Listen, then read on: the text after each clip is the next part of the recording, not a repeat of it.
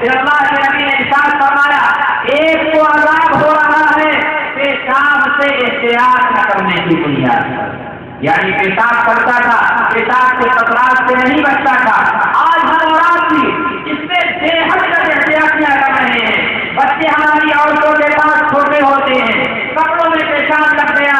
دوپٹے میں پیشاب لگ گیا، چارپائیوں پر پیشاب ہے، گدوں پر پیشاب ہے، یوں ہی عورتیں رہنے دیتی ہیں۔ پیشاب سے بے احتیاطی عذاب قبر کا سبب ہے۔ اللہ کے حبیب کہتے ہیں استنزہوا من البول فإن عامۃ عذاب القبر منہ، پیشاب کی چیزوں سے احتیاط کرو اس لیے کہ عذاب قبر عموماً پیشاب سے نہ بچنے کی بنیاد پر ہوا کرتا ہے۔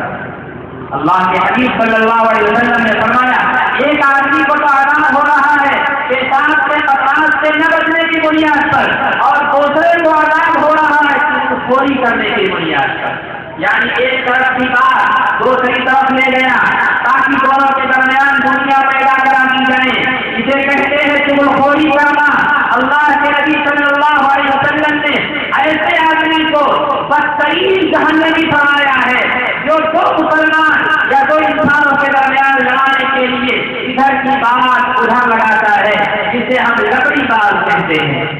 میرے بھائیوں یہ ایسا گناہ ہے جس کی بنیاد پر عذاب قبر ہو رہا ہے۔ اللہ کے حبیب صلی اللہ علیہ وسلم نے ارشاد فرمایا جب تم پیشاب کے لیے آؤ اذا اتیتم الغائط فلا تستقبلوا القبلة ولا تستدبروها، جب تم پیشاب اور پائخانے کے لیے آؤ تو نہ اپنا رخ قبلے کی طرف کرو اور نہ اپنی پیٹھ قبلے کی طرف کرو، اور اللہ کے حبیب آگے کہتے ہیں قبلے کی مخالف سمتوں میں پیٹ کیا کرو۔ چنانچہ آج ہمارے یہاں الحمدللہ یہ معمول ہے نہ تو ہم پیٹ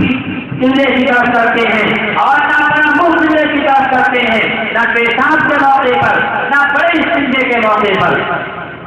ہمارے اولاد کے پیارے آقا وضو کرنے کا انداز، ہمارے آقا نماز پڑھنے کا انداز، ہمارے آقا گھر میں داخل ہونے کا انداز، ایک دوسرے سے ملاقات کا طریقہ، یہ تمام باتیں سکھلا رہے ہیں۔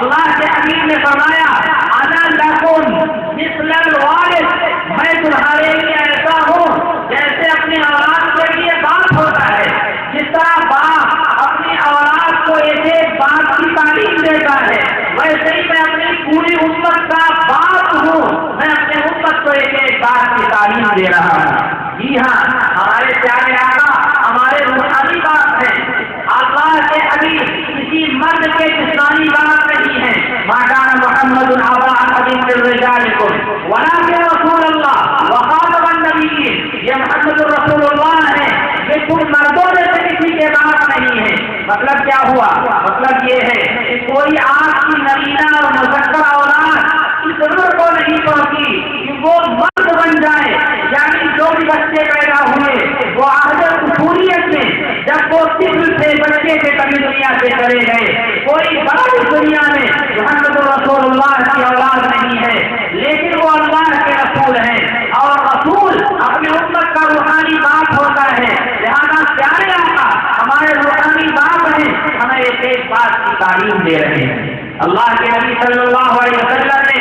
ایک بات سکھلائی، ہماری عورتوں کے بارے میں بتلایا، ہمارے مردوں کے بارے میں بتلایا۔ یہ ہماری عورتیں جو بیٹھی ہوئی ہیں، پیارے آقا دنیا میں نہیں آئے تھے، اسی صورت حال بہت بدترین تھی، انہیں کون پوچھتا تھا؟ قرآن مجید خود بیان کرتا ہے کہ باپ کے انتقال کے بعد جو باپ کی تھوڑی ہوئی جائیداد ہوتی تھی اس میں بیٹیوں کو اور بیویوں کو حصہ نہیں دیا جاتا تھا، اس میں بیٹیوں کو اور بیویوں کو حصہ نہیں دیا جاتا تھا۔ اللہ کے نبی کا زمانہ ہے، قرآن کا نزول شروع ہو چکا ہے، ایک صحابی کا انتقال ہوا، حضرت اوس بن صامت رضی اللہ تعالیٰ، انتقال کے بعد جائیداد اور بینک بیلنس چھوڑا، بڑا پیسہ چھوڑا، دو جوان بیٹیاں، ایک بیوی، ایک یتیم بچہ چھوڑ کر وہ دنیا سے گئے۔ عرب کے اندر یتیم نابالغ بچوں کو بھی جائیداد میں حصہ نہیں ملتا تھا، اور بیٹیوں کو حصہ نہیں ملتا تھا، بیویوں کو حصہ نہیں ملتا تھا۔ حضرت اوس بن صامت کے بھائی کے بیٹے یعنی کے بھتیجوں نے جائیداد پر قبضہ کر لیا اور انہیں بے دخل کر دیا، جاؤ نہ تمہاری بیٹیوں کا کوئی حصہ، نہ تمہارا کوئی حصہ، نہ تمہارے یتیم بچے کا کوئی حصہ۔ وہ روटी لگتی بیوہ اور اللہ کے نبی کے دربار میں پہنچ گئی، یا رسول اللہ یہ ظلم اور اتیاچار ختم ہوگا یا نہیں؟ کیا ہوا؟ میرے شوہر کا انتقال ہو گیا، انہوں نے اتنا پیسہ چھوڑا، اتنی جائیداد چھوڑی، 2 بیٹیاں، ایک یتیم بچہ، ایک میں ہوں، لیکن ان کے تقاضات خاندانوں نے اور ان کے بھتیجوں نے ساری جائیداد کا قبضہ کر لیا اور ہمیں بے دخل کر دیا ہے۔ میں بیوہ یہ مصیبت کی ماری کہاں جاؤں؟ میں تنہا ہوتی تو کہیں بھی چول برتن کر کے گزارا کر لیتی، یہ جو یتیم بچیاں جن کی شادیاں نہیں ہوئی، یہ یتیم بیٹا جو ابھی پرورش کا محتاج ہے، اسے کہاں لے کر جاؤں؟ اللہ کے نبی گردن جھکا کر بیٹھے ہوئے ہیں، اس لیے کہ ابھی جبریل امین کوئی پیغام لے کر نہیں آئے، اللہ کے دربار سے کوئی پیغام اس سلسلے میں نہیں آیا، لیکن یہ ظلم تھا،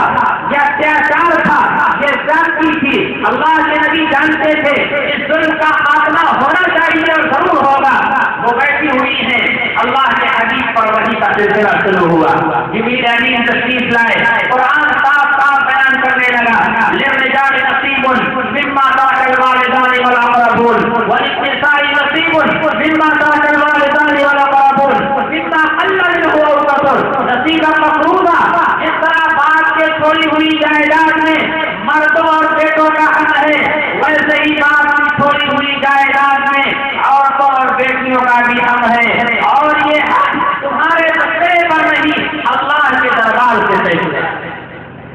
چنانچہ بیٹیوں کا یہ مقام ہوا، جب ایک بیٹی اور ایک بیٹا ہے، باپ کا انتقال ہوا، بیٹی بڑی ایماندار ہے، ہو سکتا ہے بیٹی کی شادی کسی ایسے بچے سے ہو گئی جو الحمدللہ ریاض سعودی عربیہ کے اندر سرکاری نوکری پر ہے، مہینے میں انڈین 2.5 لاکھ روپیہ کماتا ہے، اور اس عورت کا بھائی یعنی اس شوہر کا خالہ اس ہندوستان کے اندر ٹھیلے پر ممبئی لگاتا ہے، روزانہ 150 روپیہ کماتا ہے۔ جو شوہر ہے وہ مہینے میں 2.5 لاکھ، جو بیوی جو اس کی بہن کا بھائی انڈیا میں ہے وہ روزانہ 150 روپیہ کماتا ہے۔ باپ کا انتقال ہوا، باپ نے 3 گھر چھوڑا، اب کیا شریعت کیا کہے گی؟ کیا ہم اور آپ یہ کہیں گے ارے بیٹی کو اللہ نے بہت دیا ہے لہذا خود گھر بھائی کو دے دیا جائے؟ باپ نے 3 لاکھ روپیہ چھوڑا ہے، کیا یہ کہا جائے گا اللہ نے بیٹی کو بہت کچھ دیا ہے 3 لاکھ روپیہ اس بھائی کو دے دیا جائے؟ نہیں، یہ ہمارے اور آپ سے پردھان صاحب، ڈاکٹر صاحب، انجینئر صاحب، مفتی صاحب، مولانا صاحب، علامہ صاحب یہ طے کرنے کی چیز نہیں ہے، یہ عرش سے اللہ نے 1400 سال پہلے طے کر دیا ہے کہ وہ دنیا کے لوگوں اگر باپ کا انتقال ہو، ایک بھائی اور بہن چھوڑ کر وہ باپ دنیا سے جا رہا ہو تو جائیداد اور بینک بیلنس کے 3 حصے کرو، 1 حصہ بہن کو دیا جائے گا، 2 حصہ بھائی کا۔ میرے بھائی یہ عورتوں کا مقام ہوا، یہ عورتیں پیدا ہوتی تھی، کیا ماحول تھا؟ اللہ کے نبی کی آمد سے پہلے اس دنیا کے اندر قرآن اس منظر کو بیان کرتا ہے، وَإِذَا بُشِّرَ أَحَدُهُم بِالْأُنثَىٰ ظَلَّ وَجْهُهُ مُسْوَدًّا وَهُوَ كَظِيمٌ۔ جب تم میں سے کسی کو یہ خبر دی جاتی تھی کہ تمہاری بیٹی تمہارے گھر میں بیٹی نے جنم لیا ہے، تمہاری بیوی کی کوکھ سے بیٹی نے جنم لیا ہے، تو تمہارا چہرہ سیاہ ہو جاتا تھا، وہ اندر اندر گھٹنے لگتے تھے، یہ تمام القول من سوء ما ذکر به ایمسکہ علی ہون ام یدسہ فی التراب۔ یہ قرآن ہے، تو ہمارے بارے میں اچھے کے بعد آپ چلیے قرآن مجید کی مضمون کو بیان کر رہا ہے کہ وہ لوگ خود تو بیٹی کی خبر سن کر لوگوں سے چہرہ چھپا کے سنتے تھے اور یہ سوچتے تھے اس بیٹی کو زندہ دفن کر دے مٹی میں، ایمسکہ علی ہون اب یہ اس بیٹی کو زندہ رکھے ذلیل بن کر رہے یا مٹی کے اندر اس بیٹی کو زندہ دفن کر دے، یہ قرآن بیان کرتا ہے۔ لیکن اللہ کے نبی آئے، دنیا والوں کو سمجھایا، اور دنیا کے لوگوں جس طرح مردوں کا حق ہے اس دنیا میں زندہ رہے، ویسے ہی عورتوں کو بھی حق ہے کہ عورتیں اس دنیا میں زندہ رہے۔ وَلَهُنَّ مِثْلُ الَّذِي عَلَيْهِنَّ بِالْمَعْرُوفِ وَلِلرِّجَالِ عَلَيْهِنَّ دَرَجَةٌ وَاللَّهُ عَزِيزٌ حَكِيمٌ۔ عورتوں کا ویسے ہی حق ہے جیسے مردوں کا حق ہے، ہاں مردوں کا ایک درجہ عورتوں پر بڑھا ہوا ہے تاکہ دنیا کا نظام قائم رہے۔ مرد حاکم ہے، عورت محکوم ہے، مرد امیر ہے، عورت مامور ہے، مرد مأمور ہے،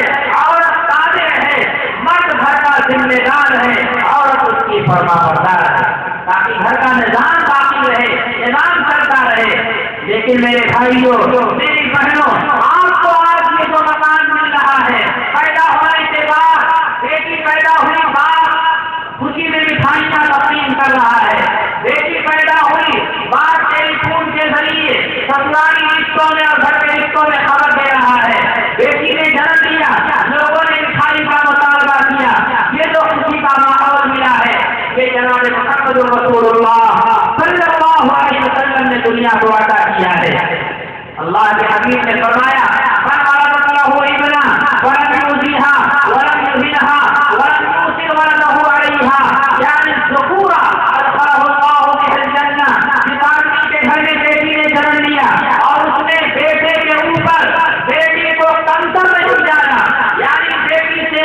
بیٹے کو زیادہ ماننے کا اس کے یہاں ماحول نہیں پایا گیا، بلکہ بیٹی اور بیٹے نے مساوات و برابری کیا اس نے، اور جب بیٹی بڑی ہو گئی تو اسے سڑاتا نہیں ہے بلکہ اس کی شادی کر دیتا ہے۔ تو اللہ بیٹی کی تربیت اور بیٹی کے ساتھ اس نے سلوک کے نتیجے میں باپ کو جنت میں داخل کرنا۔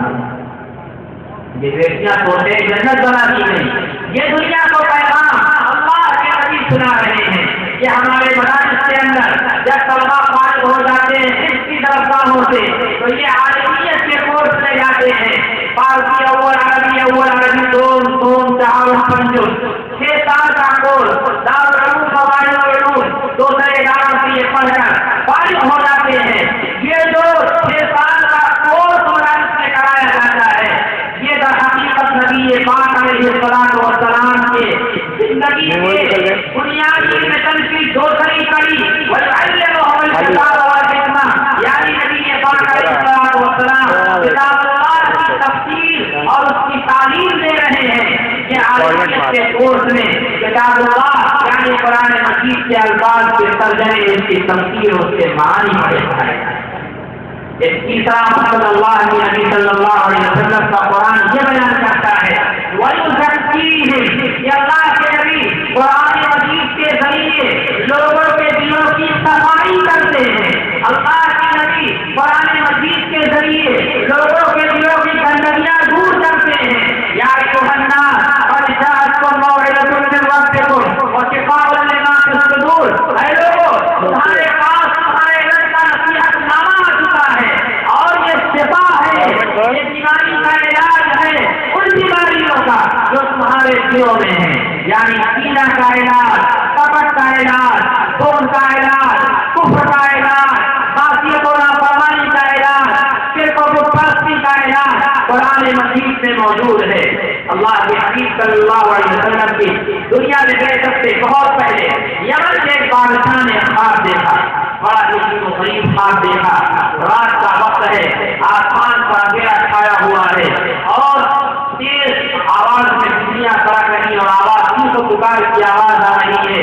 اتنے میں ایک تالاب بڑا سا نظر آیا، وہاں ایک سفید پوش آدمی کھڑے ہیں، وہ تالاب کا پانی ادھر پھینک دیتے ہیں، وہاں کی آگ بھی بجھ جا رہی ہے، چیخ و پکار بھی بند ہو جا رہی ہے۔ یمن کے بادشاہ ترکا نے یہ خواب دیکھا،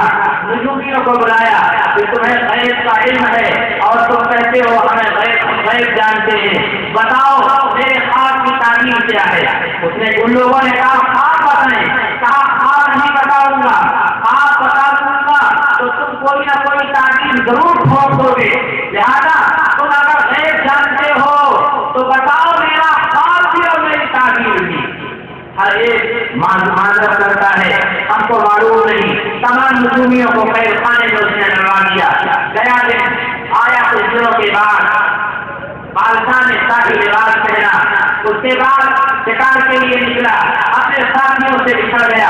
ایک ہرن کے پیچھے بھاگ رہا ہے، ہرن پکڑ جاتا ہے، وہ ہرن کو مارتا ہے، خود بھی پھٹ جاتا ہے، ایک درخت کے سائے میں لیٹ کر سو گیا۔ کچھ دیر کے بعد ایک بڑھیا نے اسے جگایا، بادشاہ سلامت ہوئیے، کھانا کھائیے۔ بادشاہ سلامت، میں کون ہوں؟ بادشاہ سلامت تو ہے کیسے پتا؟ میں نے تو تاج اتار دیا، شکاریوں جیسا لباس میں نے پہن رکھا۔ بڑھیا نے کہا میرے ساتھ آئیے، سینے میں وہ گئی، وہاں ایک نوجوان لڑکی نے کھانا پیش کیا، اس کے بعد کہا کھانا کھائیے، آپ کو آپ کا خواب بھی بتایا جائے گا، آپ کی تعبیر بھی بتائی جائے گی۔ بادشاہ کو بہت تعجب ہوا، یہ میرا خواب میری تعبیر بھی جانتی ہے، کھانا کھانے کے بعد اس نے کہا، اس لڑکی نے کہا تم نے خواب دیکھا ہے، رات کا وقت ہے، بالکل تاریکی چھائی ہوئی ہے، ہر طرف آگ ہی آگ کو پکار ہے، ایک تالاب ہے، اس تالاب میں پانی بھرا ہوا ہے، وہاں پر ایک سفید پوش نوجوان ہے، وہ پانی جہاں پھینکتا ہے آگ سے بجھ جاتی ہے اور ہم کو پکار بھی بند ہو جاتی ہے۔ اس لڑکی نے کہا یہ جو اندھیرا چھایا ہوا ہے یہ کفر کا اندھیرا ہے، اور جو اسی کو پکار ہے اور آگ جل رہی ہے، ہر طرف جو آگ جل رہی ہے یہ معصیت اور گناہوں کی آگ ہے، اور جو اسی کو پکار ہے یہ ظالموں